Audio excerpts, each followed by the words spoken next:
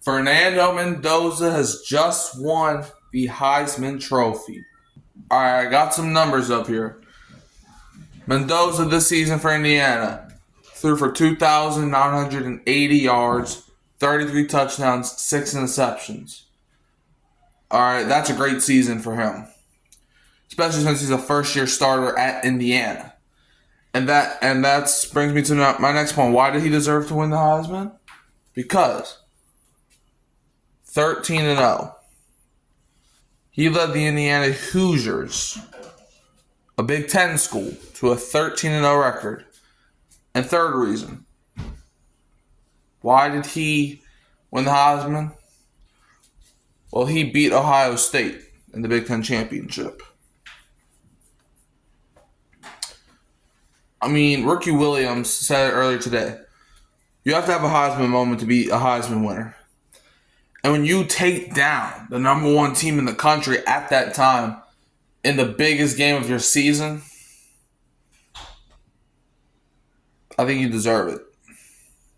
However, we gotta give props to the other Heisman candidates. Diego Pavia, quarterback for Vanderbilt. He did not have no bad season. As a matter of fact, he was, I think, second for the Heisman, at least in my opinion. I don't know the actual voting. He had 3,192 yards, 27 touchdowns, and 8 interceptions. Those are some pretty good numbers. Not better than Mendoza. That's why Mendoza won the Heisman, but Pavia was not far behind. Pavia did have more yards, but Mendoza had more touchdowns and less interceptions. However, these are a couple reasons why Diego Pavia was in the Heisman running. Because he led Vanderbilt to their first 10-win season ever. I'm pretty sure. I mean, look, winning 10 games in the SEC is not easy. You know, they could have went undefeated if they didn't lose to Alabama and Texas. Their only two losses were to Alabama and Texas. And those aren't bad losses. You know, Bama, they're in the playoffs right now. They're number 9 in the country. And Texas, at the time, it was kind of surprising that they beat Vanderbilt. But Texas, they found themselves. Like that, I think, started Texas's run at the end of the season. But, I mean, 10 wins, still 10 wins inside of the toughest conference in college football history. So he got Vanderbilt to 10 wins. And I don't think that's something Vanderbilt fans ever thought was going to happen. That's something nobody saw was ever going to happen.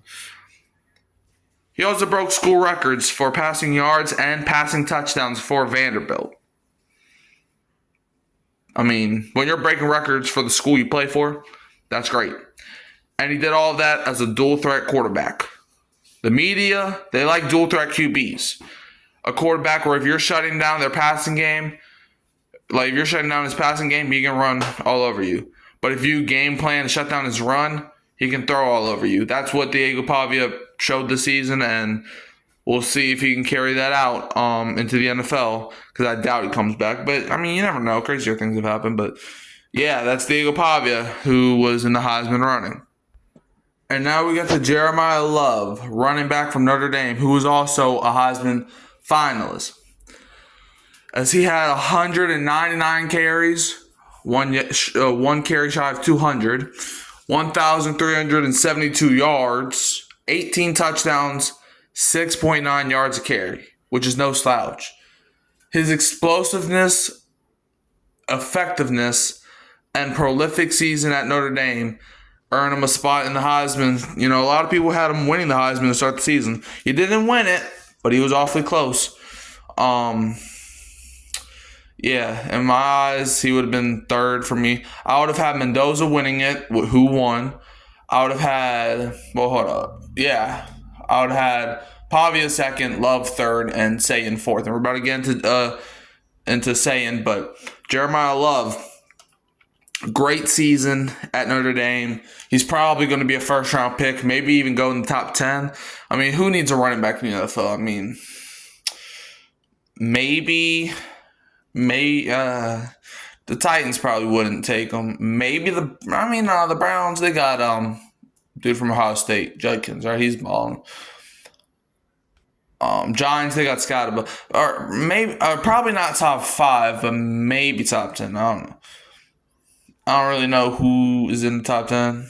To be honest with you, uh, I mean, a lot of teams have their running backs. Like maybe the Cowboys will take him. To compete with Javonte Williams. Maybe he goes to the Cowboys. I could even see Washington maybe taking him in the top 10. But yeah, Jeremiah Love finished his career in Notre Dame with a strong one. And last but not least, we got Julian Sayin, quarterback out of Ohio State University, or the Ohio State University, as they sometimes call themselves.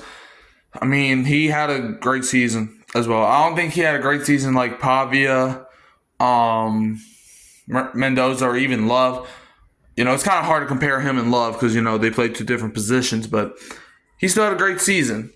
3,300 yards, 3,323 to be exact.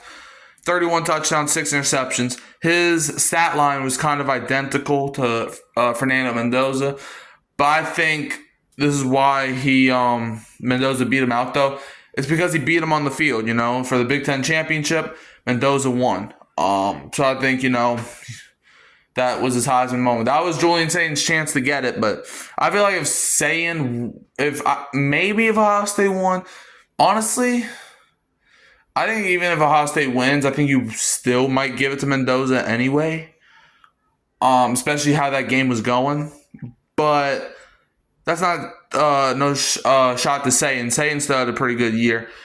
The Ohio State quarterback had a historically great season as a redshirt freshman. I don't even think he played a whole lot last season when I think he was with Ohio State last season. Yeah.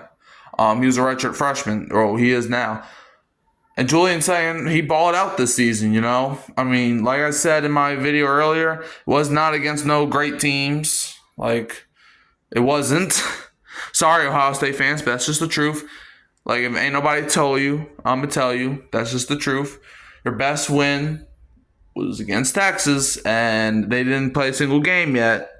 Just remember that. Like, okay, maybe Michigan, but, I mean, you saw how Sherrone Moore had those guys. You just beat Sherrone Moore, who just got fired. But, yeah, Julian Sayin, I think, definitely deserved to be here.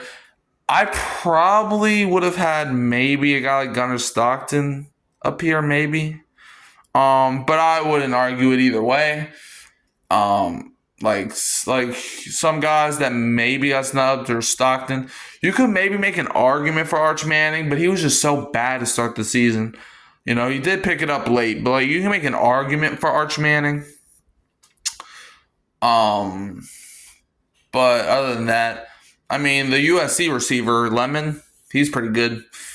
I don't know if he's Heisman worthy, but he did have a Heisman game against someone. But yeah, let me know how y'all feel about this in the comments below. Like, subscribe, share, turn the bell so you don't miss an upload. Hurricane Mike, Kyle Phelps, and Keeping It Real Who That Sports Podcast. And I'm going to leave you as always with a Go Tigers. And don't be a Bama fan.